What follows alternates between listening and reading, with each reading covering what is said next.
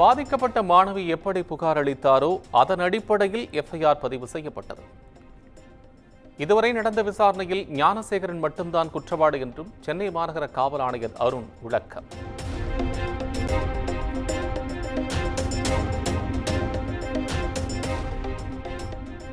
ஆன்லைனில் எஃப்ஐஆர் பதிவு செய்யப்பட்டிருக்கும், அதனை சில பேர் பதிவிறக்கம் செய்திருக்கிறார். எஃப்ஐஆர் காப்பி வெளியானது குறித்து சென்னை மாநகர காவல் ஆணையர் விளக்கம்.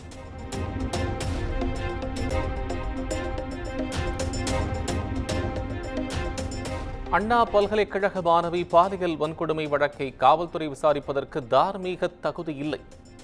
எந்தவித அரசியல் இடையூறுமின்றி வழக்கை சிபிஐ விசாரிக்க வேண்டும் எனவும் எதிர்க்கட்சித் தலைவர் எடப்பாடி பழனிசாமி வலியுறுத்தார்.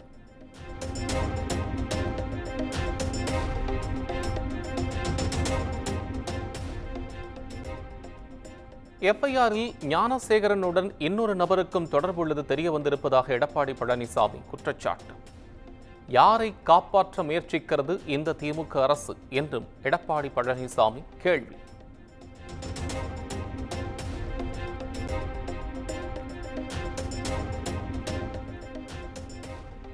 அண்ணா பல்கலைக்கழக பாலியல் வன்கொடுமை விவகாரத்தில் திமுக அரசை கண்டித்து நாளை சாட்டையால் அடித்துக் கொள்ளும் போராட்டம். தனக்குத்தானே சாட்டையால் அடித்துக் கொள்ள இருப்பதாக பாஜக மாநில தலைவர் அண்ணாமலை அறிவிப்பு.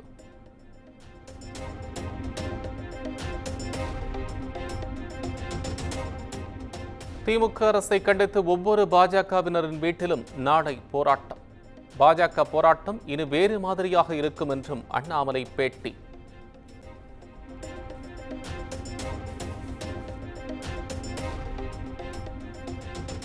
நாளை முதல் 48 நாட்களுக்கு விரதம் இருக்கப் போவதாக அண்ணாமலை பேட்டி. முருகப்பெருமானிடம் முறையிடப் போவதாகவும் அண்ணாமலை ஆவேசம்.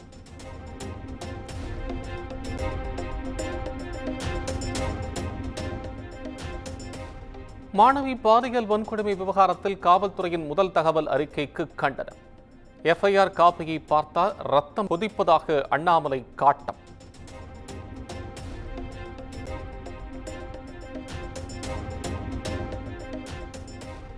எஃப்ஐஆரில் பாதிக்கப்பட்ட மாணவியின் குடும்பத்தை காவல்துறை அவமானப்படுத்திவிட்டது.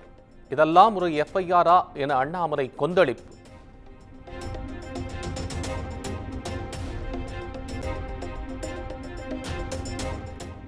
மாணவிக்கு பாலியல் துன்புறுத்தல் சம்பவம் தொடர்பாக ஆளுநரிடம் முறையிட பாஜக முடிவு. ஆளுநரை சந்திக்க வெள்ளியன்று நேரம் கேட்டிருப்பதாகவும் தகவல்.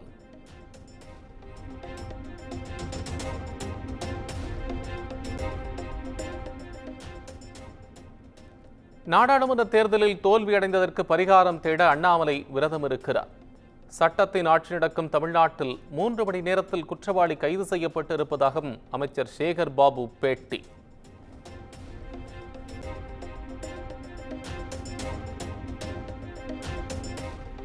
இனி தனது வாழ்நாள் முழுவதும் அண்ணாமலை செருப்பு அணிய முடியாது. அவர் பேசுவதையெல்லாம் ஒரு பொருட்டாகவே எடுத்துக்கொள்ளக்கூடாது. திமுக அமைப்பு செயலாளர் RS பாரதி பதிலடி.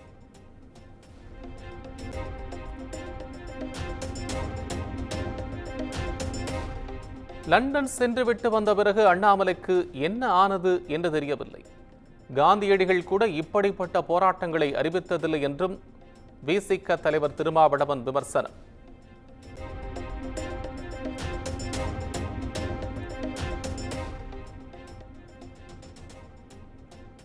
அண்ணா பல்கலைக்கழக மாணவி பாலியல் வன்கொடுமை விவகாரத்தில் தேசிய மகளிர் ஆணையம் தாமாக முன்வந்து விசாரணை. பாதிக்கப்பட்ட மாணவிக்கு உரிய பாதுகாப்பு வழங்க தமிழக டிஜிபி சங்கர் ஜிவாலுக்கு தேசிய மகளிர் ஆணையம் உத்தரவு.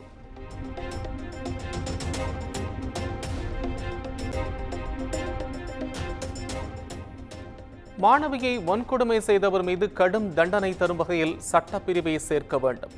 பாதிக்கப்பட்ட மாணவியின் நீதிக்கான போராட்டத்தில் உடன் நிற்போம். தேசிய மகளிர் ஆணையம் எக்ஸ் தளத்தில் பதிவு.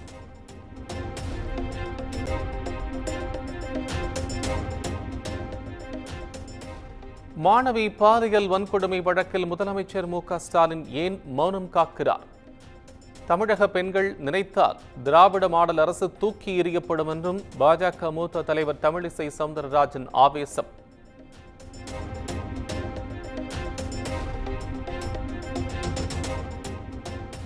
அண்ணா பல்கலைக்கழக வளாகத்தில் மேலும் ஒரு மாணவிக்கு ஞானசேகரன் பாலியல் சீண்டல்.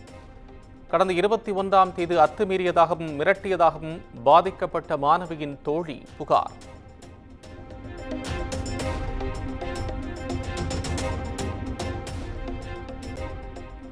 மாணவி பாலியல் வன்கொடுமை செய்யப்பட்ட வழக்கில் கைதான ஞானசேகரன் மீது மேலும் 4 பிரிவுகளில் வழக்கு.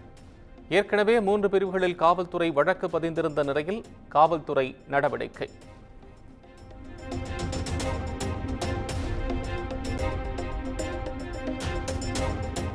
பாலியல் வன்கொடுமை வழக்கில் கைது செய்யப்பட்ட ஞானசேகரனுக்கும் திமுகவிற்கும் எந்த ஒரு தொடர்பும் இல்லை. அண்ணாமலையின் குற்றச்சாட்டிற்கு சட்டத்துறை அமைச்சர் ரகுபதி விளக்கம்.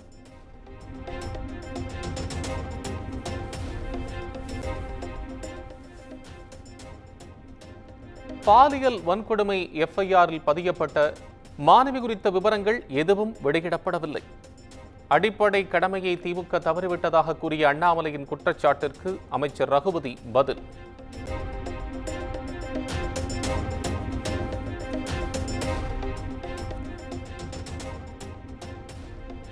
பாதிக்கப்பட்ட மாணவி பாதுகாப்பு குழுவிடம் தெரிவித்திருந்தால் முன்னதாகவே துரித நடவடிக்கை எடுக்கப்பட்டிருக்கும். உயர்கல்வித்துறை அமைச்சர் கோவி செழியன் விளக்கம்.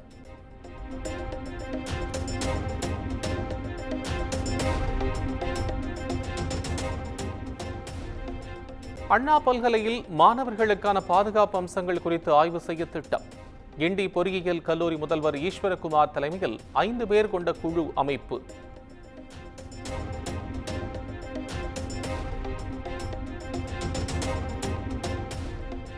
அண்ணா பல்கலைக்கழக வளாகத்தில் பாதுகாப்பு குறைபாடு இருப்பதாக மாணவர்கள் வேதனை.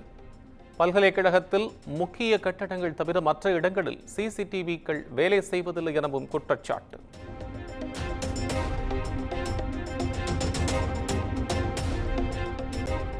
அண்ணா பல்கலைக்கழக மாணவி பாலியல் வன்கொடுமை சம்பவத்தை கண்டித்து தமிழகம் முழுவதும் நாளை அதிமுக ஆர்ப்பாட்டம். எடப்பாடி பழனிசாமி அறிவிப்பு.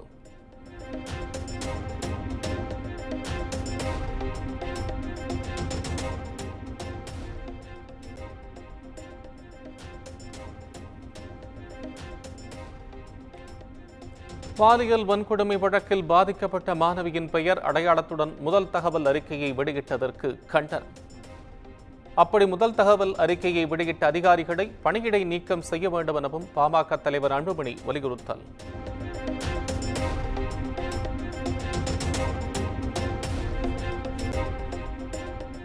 டங்ஸ்டன் விவகாரத்தில் திமுக அரசு நாடகமாடுவதாக எடப்பாடி பழனிசாமி குற்றச்சாட்டு. வருகிற 30ஆம் தேதி மதுரை மேலூரில் திமுக அரசை கண்டித்து அதிமுக சார்பில் போராட்டம் நடைபெறும் எனவும் அறிவிப்பு.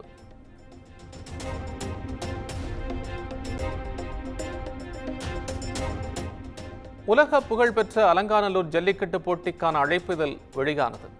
பொங்கலை முன்னிட்டு ஜனவரி 16ஆம் தேதி நடைபெறும் என்றும் விழா குழு அறிவிப்பு.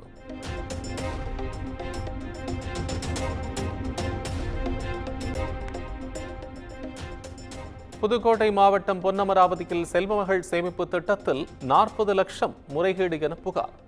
தபால் நிலையத்தை முற்றுகையிட்டு பாதிக்கப்பட்டவர்கள் ஆர்ப்பாட்டம்.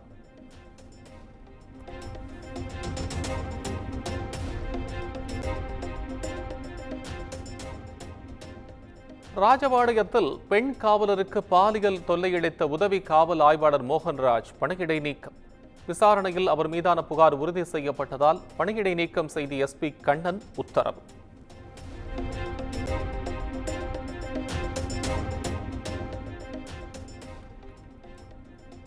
திருவண்ணாமலை அண்ணாமலையார் மலையின் மீது ஆக்கிரமிப்பு வீடுகளை கணக்கெடுக்க எதிர்ப்பையும் மீறி நடைபெற்ற பணியால் பொதுமக்கள் கோபுர வாசல் முன்பு போராட்டம்.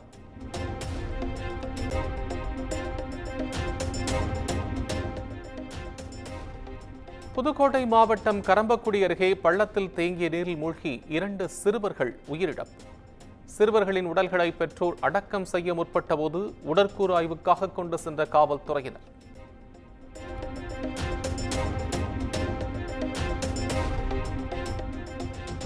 கர்நாடக மாநிலம் பெங்களூருவில் 2 வயது குழந்தையை கடித்து குதறிய நாயின் உரிமையாளர் மீது போலீசார் வழக்கு பதிவு.